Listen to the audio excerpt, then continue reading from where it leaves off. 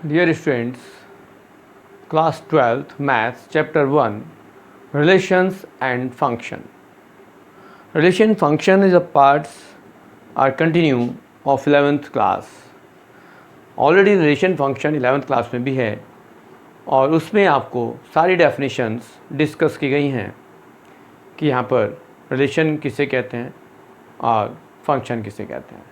फिर भी कुछ पार्ट्स यहाँ कंटिन्यू हैं, वहाँ भी हम डिस्कस करेंगे, कोशिश करेंगे कि 11th का भी रिकॉल हो जाए और 12th के पार्ट्स में उसको यूज कर सकें। तो सबसे पहले ऑर्डर पेयर की बात करते हैं कि ऑर्डर पेयर क्या होता है।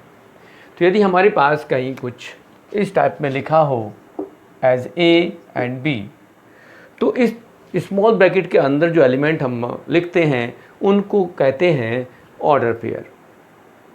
और ऑर्डर पेयर में ये ए भी हो सकता है, एज एक्स वाई भी हो सकता है। यहाँ ये डिनोट करेगा कि यहाँ पर ए और बी या एक्स और वाई हमारे पास किसी सेट के एलिमेंट हैं।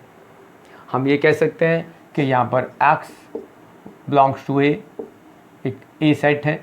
और ये नॉन एम्प्टी सेट पे ही डिस्कस करेंगे सारा हम।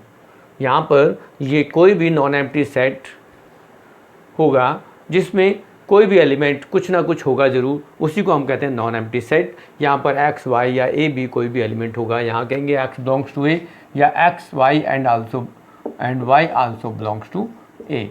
या फिर हमारे पास ए बी के लिए कहेंगे तो A B is also belongs to set A. तो यहाँ पर जो भी एलिमेंट हमारे पास एक्स वाई आए हैं वो इस फॉर्म में यदि हम लिखेंगे तो इनको कहेंगे ऑर्डर पेयर। पहला एलिमेंट जो होता है वो पहले सेट का, यदि हम दो सेट लेंगे तो पहला एलिमेंट पहले सेट का होगा, दूसरा एलिमेंट दूसरे सेट का होगा। यदि हम यहाँ पर ए और बी दो सेट लेते हैं तो यहाँ पर x belongs to set A और y belongs to set B. अब हमारे पास नेक्स्ट वर्ड आता है Cartesian product of the two sets. अब हमारे पास ए और बी दो सेट्स हैं यदि, तो ए सेट में हमारे पास कोई एलिमेंट हो सकते हैं 1 and 2 एंड बी सेट में कोई एलिमेंट हो सकते हैं ए एंड बी। इस तरह से हमारे पास कार्टेशियन प्रोडक्ट को हम रिप्रेजेंट करते हैं ए क्रॉस बी से। और यहाँ पर इनके सारे सबसेट हम बनाएंगे, जितने भी सबसेट बनेंगे हमारे पास वो ऑल सबसेट और on the Cartesian product of order pair हम रिप्रेजेंट करेंगे। तो यहाँ पर हमारे पास 1 2 एंड ए बी यदि हमारे पास दो एलिमेंट्स हैं तो हमारे पास यहाँ पर कितने सबसेट बनेंगे ये देखना है। यदि सबसेट की बात होगी तो 2 की पावर n स्क्वायर होगा। यहाँ हम बात करेंगे कि इनको यदि बनाएंगे, रिलेशन बनाना चाहेंगे, तो हमारे पास जो ऑर्डर पेयर होगा 1a 1b 2a and 2b, इस तरह से हम इनके ऑर्डर पेयर बनाएंगे। यहाँ हमारे पास ये ए क्रॉस बी है तो पहला एलिमेंट पहले सेट का होगा और दूसरा एलिमेंट दूसरे सेट का होगा, तो ये ऑर्डर पेयर है। इन केस यदि हम इसको बी क्रॉस ए भी लिख सकते हैं, बी क्रॉस से, तो हमारे पास क्या होगा, ये a1 b1 a2 and b2। यहाँ पर हमारे पास ये ऑर्डर चेंज हो जाएगा। Cartesian product of A cross B ये आया तो बी क्रॉस ए, इस तरह के ऑर्डर पेयर हमें मिलेंगे। यहाँ पर फिर वही देखेंगे कि यहाँ पहला एलिमेंट फर्स्ट सेट का है और सेकेंड एलिमेंट सेकेंड सेट का है। तो यहाँ हमारे पास जो कार्टेशियन प्रोडक्ट में एलिमेंट्स मिलेंगे वो जनरली हमारे पास दोनों एलिमेंट ए एंड बी लें या एक्स और वाई लें, always belongs to two sets. Next word आता है रिलेशन। रिलेशन क्या होता है? जनरली रिलेशन के लिए हमारे पास जो भी हमने यहाँ ऑर्डर पेयर लिखे हैं उन्हीं में से हम यदि कुछ रिलेशन दिखाएं कि हाँ यहाँ पर इसको हम रिलेशन कहते हैं, तो इसी तरह से हम इसको पढ़ लेते हैं कि यहाँ हमने लिखा ए बी या एक्स वाई 1a 1b। तो यहाँ यदि रिलेशन की बात करेंगे तो यहाँ ए रिलेशन टू बी हम इसको इस तरह से रिप्रेजेंट कर देते हैं ए रिलेटेड टू बी। यहाँ पर ए और बी दो एलिमेंट हैं और यहाँ दोनों एलिमेंट दोनों ए और बी के हैं। यदि हम कहें कि यहाँ already A belongs to A and B belongs to B, तो यहाँ हमारे पास दो सेट ए एंड बी थे, उनमें से एक एक एलिमेंट हमने लिए जनरल। तो यहाँ पर ए रिलेटेड टू बी का मतलब हुआ कि a element of the first set is related to the one element of set B. Generally इसको हम जो रिलेट करते हैं वो इसी फॉर्म से, इसी सिंबल से रिलेट करते हैं। और यहाँ हम एक सिंबल और रिलेट कर देते हैं, ऑलरेडी यहाँ लिखेंगे तो A B belongs to R. इस तरह से हम जब सबसेट बनाएंगे, ऑर्डर बनाएंगे, तो ये भी हमारे पास एक रिलेशन बनता है कि हम इसको रिलेशन कहते हैं। फिर नेक्स्ट वर्ड यूज़ करते हैं हम एम्प्टी रिलेशन। अब एम्प्टी रिलेशन क्या होगा? एम्प्टी रिलेशन की बात करें तो हमारे पास ऐसे दो कोई भी सेट ले लें जिसमें कोई भी एलिमेंट ना हो और उसमें कार्टेशियन प्रोडक्ट यदि हम डेवलप करें तो उसमें कोई एलिमेंट ना मिले, मतलब 5 मिले। एक वर्ड हम यहाँ वैसे तो बता दिया है, number of the relation on A set ए। यदि सेट ए में हमारे पास जितने कोई सेट ए में कोई एलिमेंट्स हैं, यदि हम कहें कि सेट ए में हमारे पास यहाँ 1 और 2 एलिमेंट थे, तो यहाँ पर जो नंबर ऑफ सबसेट बनेंगे वो to the power n square होंगे। यहाँ पर सबसेटों की संख्या इस टाइप से बनेगी। कार्टेशियन प्रोडक्ट में हम लेंगे a क्रॉस a करेंगे तो यहाँ पर जितने भी होंगे उनकी का result to the power n square हो जाएगा। एम्प्टी सेट की बात कर रहे थे कि हमारे पास रिलेशन को यदि एम्प्टी दिखाना हो तो मतलब हमारे पास सेट ए में कोई एलिमेंट नहीं है, और जब एलिमेंट नहीं होगा तो हमारे पास उनके कार्टेशियन प्रोडक्ट में भी एलिमेंट नहीं होगा, तो हम उसको कहते हैं एम्प्टी रिलेशन। फिर नेक्स्ट वर्ड आता है यूनिवर्सल रिलेशन। यूनिवर्सल रिलेशन में हमारे पास जो भी हमारे पास सेट है, ए है, बी है, जो भी हम लेंगे उनके सारे रिलेशन को, सारे कार्टेशियन प्रोडक्ट को हम यदि कहेंगे तो वहाँ पर एज इट सारा यूनिवर्स, एज ए सारे कार्टेशियन प्रोडक्ट उसमें आएंगे। हम इसको यहाँ भी कह सकते, इस तरह भी कह सकते हैं कि यदि हमारे पास ए और ए दो सेट लिए, हमने दोनों सेट एक ले लिए, तो यहाँ जो भी हमारे पास ऑर्डर पेयर बनेंगे वो ए क्रॉस ए का ऑर्डर पेयर भी होगा।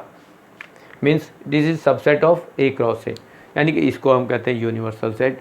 और जब एम्प्टी सेट की बात आ रही थी तो हम उसको कहते हैं एम्प्टी मीन्स 5, और 5 ए क्रॉस ए, मतलब इसमें कोई भी एलिमेंट नहीं था सेट ए में, इसलिए 5 belong subset of A cross ए, या हम इसको वॉइड सेट या एम्प्टी सेट कहते हैं।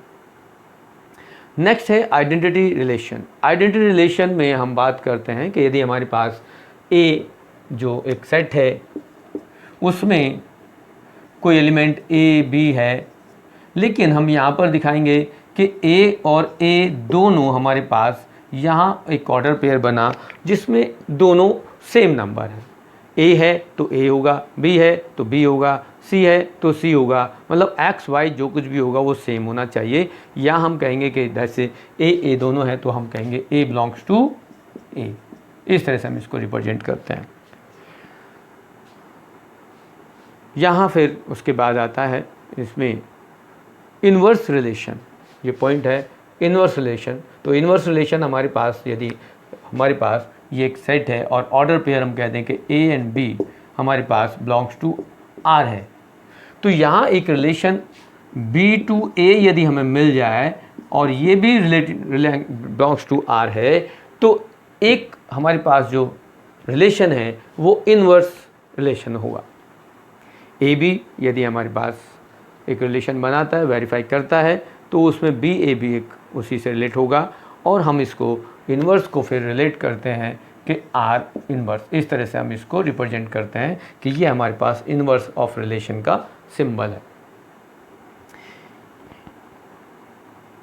नेक्स्ट जो मोस्ट इम्पोर्टेंट क्वेश्चन आते हैं एग्जाम में उन पर बात करते हैं, वो है number 1 reflexive relation, second symmetric relation, और थर्ड होता है ट्रांजिटिव रिलेशन। यदि ये तीनों रिलेशन सेटिस्फाई होते हैं तो उसको एक कॉमन वर्ड से हम रिप्रेजेंट करते हैं इक्विवेलेंस रिलेशन। और ये क्वेश्चन आता है कि prove that any function is equivalence relation. तो हमें क्या करना पड़ेगा? इक्विवेलेंस रिलेशन प्रूव करने के लिए हमें रिफ्लेक्टिव, सिमेट्रिक और ट्रांजिटिव तीनों कंडीशन को वेरीफाई करना पड़ेगा कि वो तीनों को सेटिस्फाई करते हैं। तो आइए हम बात करते हैं सबसे पहले रिफ्लेक्सिव रिलेशन। रिफ्लेक्सिव रिलेशन होता क्या है? रिफ्लेक्सिव रिलेशन हम बात करेंगे कि हमारे पास जो भी रिलेशन हम बनाएंगे, जो रिलेशन आएंगे, उन सब को हम कैसे रिप्रेजेंट करें। रिफ्लेक्सिव में क्या होगा? जैसे आइडेंटिटी रिलेशन में था, तो रिफ्लेक्सिव रिलेशन हम इधर लिख देते हैं कि यहाँ हमारे पास ए यदि हमारे पास दोनों एलिमेंट ए मिलते हैं, और यहाँ हमारे पास जो ऑर्डर पेयर में हमें दोनों एलिमेंट फर्स्ट सेट लें, एक सेट लें या दोनों सेट लें, यहाँ हम रिफ्लेक्सिव के लिए सेट ए ले लेते हैं और उसमें जो हमारे पास एलिमेंट होते हैं वो हम ए करेंगे। तो ये फंक्शन तभी रिफ्लेक्सिव होगा जब ए बिलोंग्स टू आर होगा। मतलब यहाँ पर जो एलिमेंट हैं वो 1 ए होने चाहिए। इसके फॉर एग्जांपल हम 1 1 ले लें, 2 2 ले लें, 3 3 ले लें। तो इस तरह के जो आइडेंटिटी रिलेशन होंगे, सेम होंगे, उनको हम रिफ्लेक्सिव सिमेट्रिक कहेंगे। इसका एक एग्जांपल ले लेंगे। नॉर्मली कहा जा सकता है कि यदि कोई हम लाइन लेते हैं तो एक लाइन अपने आप के साथ एक पैरेलल रिलेशन शो कर सकती है। एक line is also parallel to itself. तो इस तरह का एक रिलेशन हम कहें तो वो रिफ्लेक्सिव रिलेशन कहलाता है। यहाँ एक ट्रायंगल्स ले लें हम कि एक triangles also congruent to itself. यदि एक ट्रायंगल लेंगे वो कॉन्ग्रुएंट है तो वो अपने आप के साथ कॉन्ग्रुएंट होगा ही होगा। नेक्स्ट वर्ड आता है symmetric. Symmetric relation. Symmetric relation में बात करते हैं यदि हमारे पास कोई रिलेशन यहाँ ए रिलेटेड टू बी है तो यहाँ हमारे पास ये एक रिलेशन आना चाहिए B related to A. Means यहाँ पर हमारे पास जो रिलेशन मिलेगा वो वाइस वर्सा होना चाहिए। A B belongs to R तो B A belongs to R होना चाहिए। मीन्स इसको हम दूसरे एंगल से भी रिप्रेजेंट कर सकते हैं कि यहाँ A B belongs to R then implies B A also belongs to R और ये A B belongs to A set. यहाँ पर ए रिलेटेड टू बी तो बी रिलेटेड टू ए होना चाहिए, तभी हम कहेंगे कि दिस रिलेशन आर सिमेट्रिक। यहाँ उसी का हम पैरेलल लाइंस का बात कर रहे थे कि लाइंस यदि हमारे पास each every line are parallel to itself, अपने आप के साथ पैरेलल होंगी।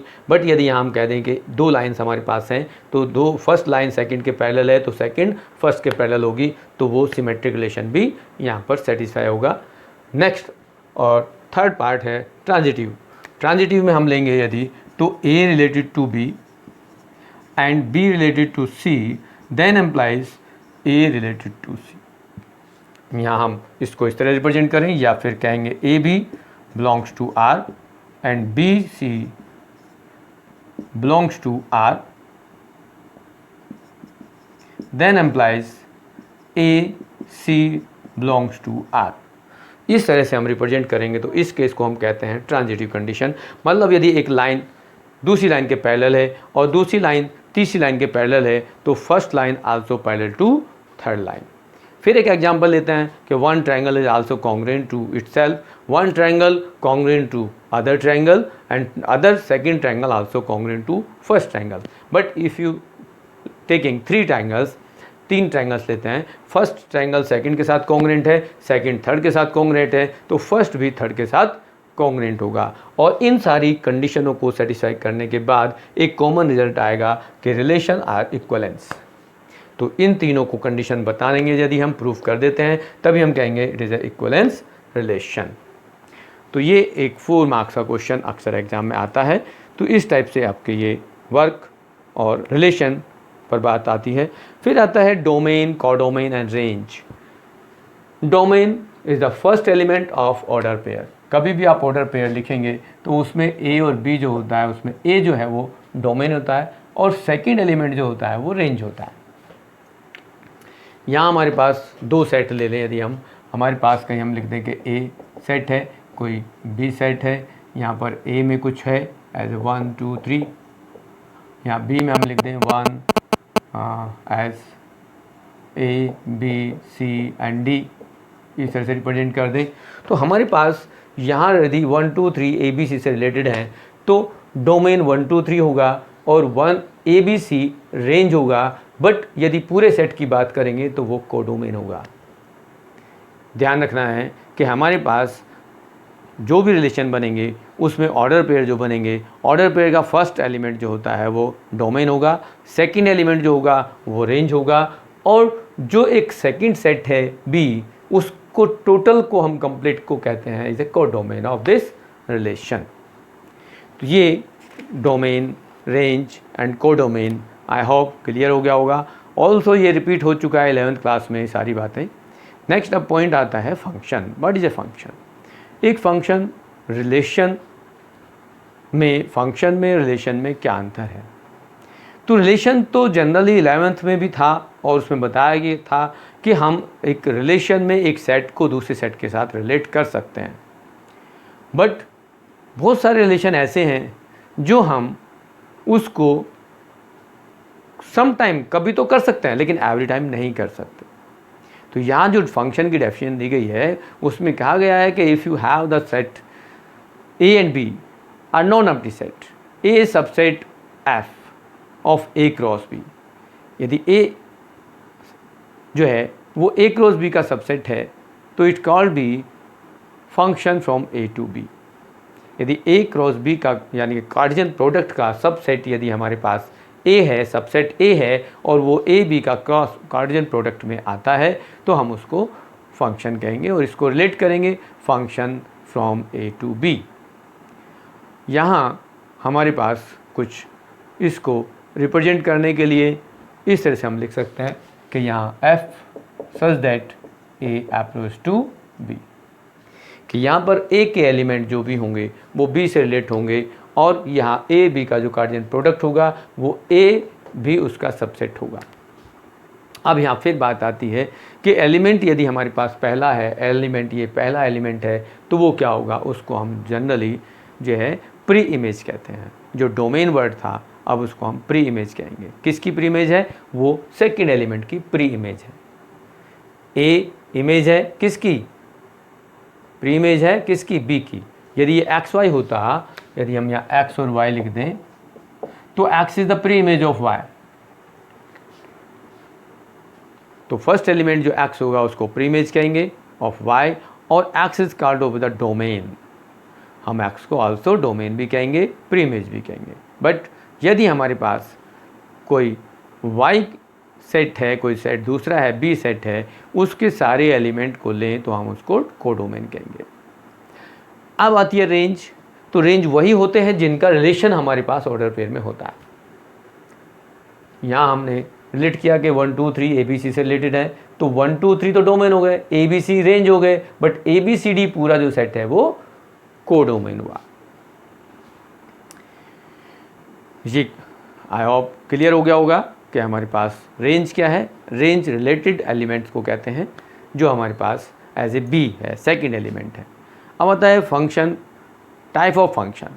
यहाँ one one function, many one function, onto function होते हैं जिनको हम डिफरेंट नाम से जानते हैं। जैसे वन वन फंक्शन जिसको इंजेक्टिव फंक्शन कहते हैं, one one many one function, onto function जिसको सर्जेक्टिव कहते हैं। यहाँ आपके पास वन वन फंक्शन है जिसको इंजेक्टिव फंक्शन कहते हैं, मैनी वन फंक्शन हो गया, ऑनटो फंक्शन जिसको सर्जेक्टिव फंक्शन कहते हैं, और एक आता है बाइजेक्टिव फंक्शन। तो यहाँ सबसे पहले बात करते हैं वन वन फंक्शन की। वन वन फंक्शन मीन्स एक फर्स्ट सेट का जो एलिमेंट है और सेकंड सेट के एलिमेंट में 1 बाय 1 रिलेशन होगा, हम उसको वन वन फंक्शन कहते हैं। यदि इसको समझने के लिए हम यहाँ कुछ डायग्राम बना दें तो शायद और क्लियर हो सकता है। हम लेफ़्ट साइड में इसको ले लेते हैं कि हमारे पास जो वन वन फंक्शन थे या मैनी वन फंक्शन थे उनको हम कैसे रिलेट कर सकते हैं। यहाँ वन वन फंक्शन की बात करें तो हमारे पास हम दो सेट लेते हैं। यदि दो सेट लेते हैं 1 2 3 ABC, तो 1 से रिलेटेड A, 2 से रिलेटेड B और 3 से रिलेटेड C है, तो हम यहाँ पर जो फंक्शन दिखा रहेंगे वो हमारे पास वन वन फंक्शन होगा। अब यहाँ हम ये हमारा डोमेन है, ये हमारा रेंज होगा। इन केस यदि इसमें कोई एलिमेंट D होता तो हम इसको फिर कोडोमेन कहेंगे। ये हमारे पास वन वन फंक्शन का एग्जाम्पल होगा, इसको ही हम इंजेक्टिव फंक्शन भी कहते हैं। मैनी वन फंक्शन का एग्जाम्पल लेते हैं। मैनी वन फंक्शन में हम दो सेट लेते हैं, set A and B, set A and B लेते हैं। दोनों में फंक्शन एक रिलेशन दिखाते हैं। यहाँ पर 1 -1 2 -2 लेते हैं और यहाँ पर ये पास 1 एंड 4 आता है। तो 1 का रिलेशन भी 1 से है और -1 का रिलेशन भी 1 से है, 2 का रिलेशन 4 से और -2 का रिलेशन भी 4 से है। तो ये हमारे पास जो मैनी वन फंक्शन कहलाता है कि यहाँ के दो टर्म्स का रिलेशन भी यहाँ की एक टर्म से है, तो ये मैनी वन फंक्शन होगा। तीसरा एग्जाम्पल लेते हैं ऑनटो फंक्शन। ऑनटो फंक्शन में यदि हम दो सेट लेते हैं दैट्स A एंड B और यहाँ रिलेशन हम F दिखाते हैं, या 1 2 3 ए बी सी, या हमारे पास 1 ए के साथ रिलेशन है, 2 बी के साथ रिलेशन है और 3 सी के साथ रिलेशन है, तो हम इसको कहते हैं ऑन्टो फंक्शन। मतलब यहाँ जितने एलिमेंट हैं उतने ही इतने यहाँ सेकंड सेट में भी एलिमेंट है, यहाँ कोई एक्स्ट्रा एलिमेंट नहीं है, तो इस टाइप के फंक्शन को हम ऑन्टो फंक्शन कहते हैं। फिर आता है आपका ऑन्टो, जिसको हम सर्जेक्टिव फंक्शन कहते हैं। फिर बाइजेक्टिव फंक्शन आता है, जिसमें कहा जा रहा है वो 1-1 भी होना चाहिए, ऑन्टो भी होना चाहिए। 1-1 एंड ऑन्टो बोथ, जिसमें क्वालिटी होगी हम उसको बाइजेक्टिव फंक्शन कहते हैं। तो 1-1 ऑन्टो की बात कर रहे हैं, तो यहाँ हम 1-1 ऑन्टो, अब ये तो हमारे पास 1-1 फंक्शन हुआ, या इसको हम ऑन्टो फंक्शन, तो ये दोनों फंक्शन का एग्जाम्पल है, 1-1 का भी और ऑन्टो का भी। यहाँ 1-1 है बट ऑन्टो नहीं है, ये 1-1 भी है और ऑन्टो भी है, क्योंकि इसमें 3 एलिमेंट, इसमें भी 3 एलिमेंट है और यहाँ कोई एक्स्ट्रा एलिमेंट नहीं है। तो ये 1-1 भी है और ऑन्टो भी है। ये क्या है, ये 1-1 है बट ऑन्टो नहीं है, इसमें एक एलिमेंट एक्स्ट्रा बचा हुआ है। यहाँ मैनी 1 ऑन्टो है, यदि इसमें 1 और 4 के अलावा कुछ और होता तो हम इसको भी हम मैनी 1 ऑन्टो नहीं कहते। ऑन्टो का मतलब होता है कि सेकंड सेट में कोई एलिमेंट रिजर्व में ना बचा हुआ हो, खाली ना बचा हो, जिसका कोई प्री इमेज हमके फर्स्ट सेट में ना हो। तो ये आपका हो गया बाइजेक्टिव फंक्शन। फिर आता है कंपोजिशन ऑफ ए फंक्शन। अब कंपोजिशन ऑफ फंक्शन में आप लेंगे तो आपके पास 3 फंक्शन दिए जाते हैं, ए बी सी। अब A related to B and B related to C, तो यहाँ ए रिलेटेड टू आपका सी होना चाहिए, इसको हम कंपोजिट फंक्शन कहते हैं। जनरली यदि हम इनको थोड़ा सा और एक्सप्लेन करेंगे तो यहाँ हम कह सकते हैं एफ एक्स और जी एक्स 2 फंक्शन हैं, एफ और जी 2 फंक्शन, और उनको हम कुछ इस तरह से रिप्रेजेंट कर सकते हैं, F O G and G over F, at X और यहाँ एट एक्स ले लें। तो ये हमारे पास 2 टाइप के फंक्शन हो गए। यदि एफ ओ जी, मतलब इसको एफ ओ जी को यदि हम एक्सप्लेन करेंगे तो इस तरह से कर सकते हैं, एफ और जी एक्स, इसका मीनिंग है। और यदि गॉफ को, जी ओ एफ को हम रिलेट करेंगे तो हम लिखेंगे जी ओवर एफ एक्स, इस टाइप से हम इसको रिप्रेजेंट करते हैं। तो यहाँ हमारे पास जो फंक्शन होंगे वो इस तरह से हम एक्सप्लेन कर लेंगे। यहाँ हमारे पास जो कंपोजिशन फंक्शन आते हैं, इसमें ए रिलेटेड टू बी और बी रिलेटेड टू सी, हमारे पास एफ फंक्शन हमारे पास कहाँ है, एफ फंक्शन यहाँ तो एफ कह सकते हैं इसमें, और इसमें कह सकते हैं जी। तो यहाँ ए और सी का जो रिलेशन आ गया वो गॉफ या फोग से रिलेटेड होगा। यहाँ हम एक और वर्ड यूज करते हैं, इन्वर्टेबल फंक्शन। इन्वर्टेबल फंक्शन में यदि हमारे पास जो हम यहाँ गॉफ एंड फॉग फाइंड करना चाहते हैं, इसका रिजल्ट यदि आइडेंटिटी फंक्शन ऑफ ए मिल जाए, ए सेट का मिल जाए, ठीक है, आइडेंटिटी एलिमेंट ऑफ ए मतलब एक्स, यदि हमारे पास पहले सेट का एलिमेंट मिल जाए तो वो इन्वर्टेबल होगा। या फिर जी ओवर एफ कह दें और ये identity of B second set का मिल जाए, तो इस टाइप के फंक्शन को हम इन्वर्टेबल फंक्शन कहते हैं।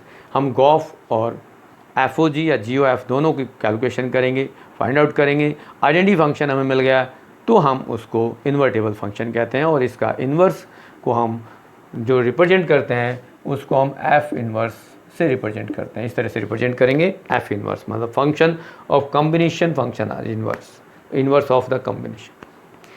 तो ये हमारे पास इस चैप्टर की समरी हो गई।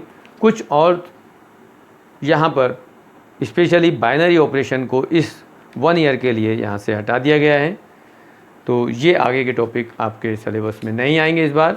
तो आप इसकी समरी को अंडरस्टैंड करें, क्वेश्चन ट्राई करें, और नेक्स्ट वीडियोज़ में फिर हम क्वेश्चंस लेंगे।